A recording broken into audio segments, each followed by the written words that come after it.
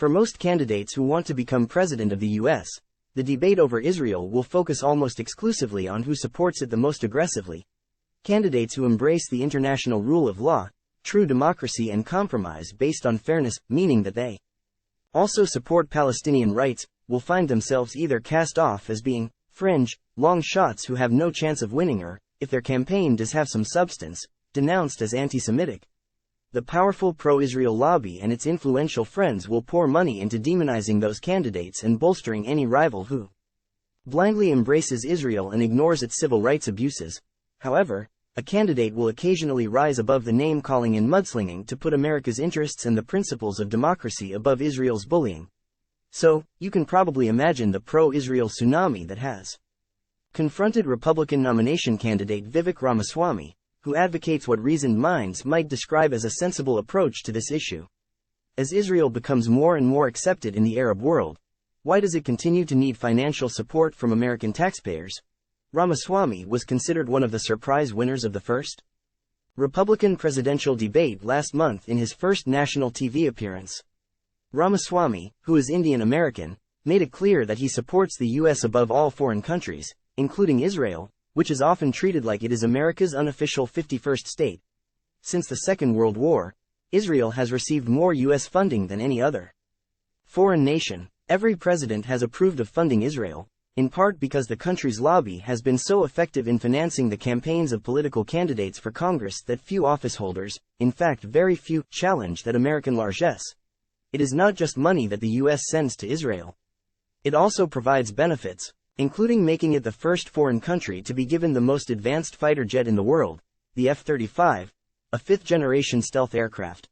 Israel has received more than $158 billion in financial aid since 1948.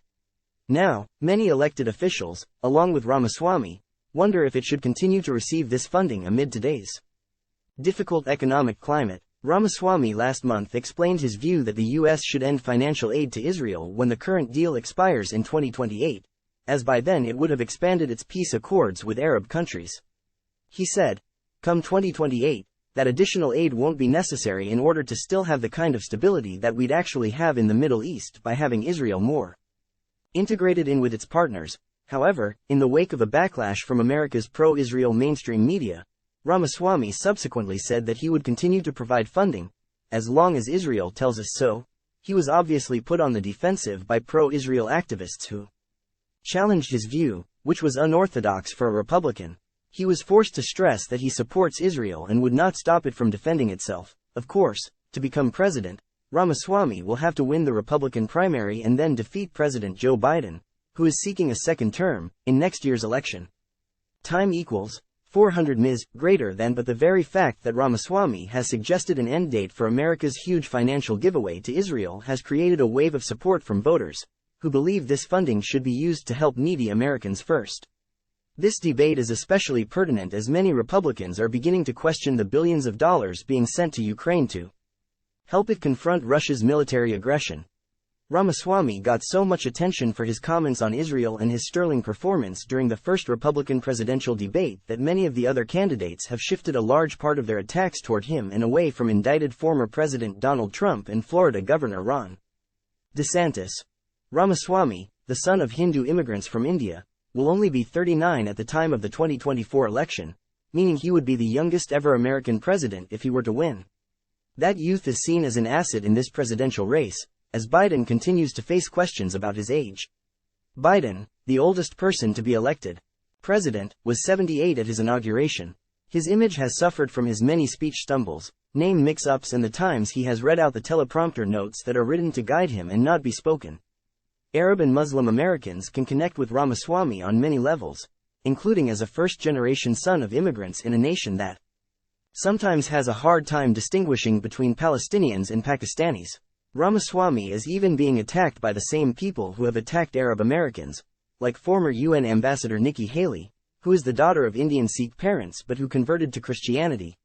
Haley is vehemently pro-Israel and was the driving force behind the Trump administration's repeated failed attempts to push UN resolutions that condemned alleged Palestinian violence as terrorism, while turning a blind eye to Israeli violence. The fact is that Arab Americans generally do not fare well in American politics, especially in national elections, despite a few wins here and there. They lack a strong voice to advocate for justice, and, when they criticize Israel, they are condemned as anti-Semitic. Even though Biden has reached out to support Arab and Muslim Americans, this has been countered by his very strong support for Israel. Nearly all the Arab Americans he has appointed to White House and State Department positions have been effectively muzzled, presumably to prevent them from saying anything that might provoke the ire of Israel. But any candidate, especially a Republican, who dares to challenge the billions of dollars in aid given to Israel deserves Arab and Muslim consideration.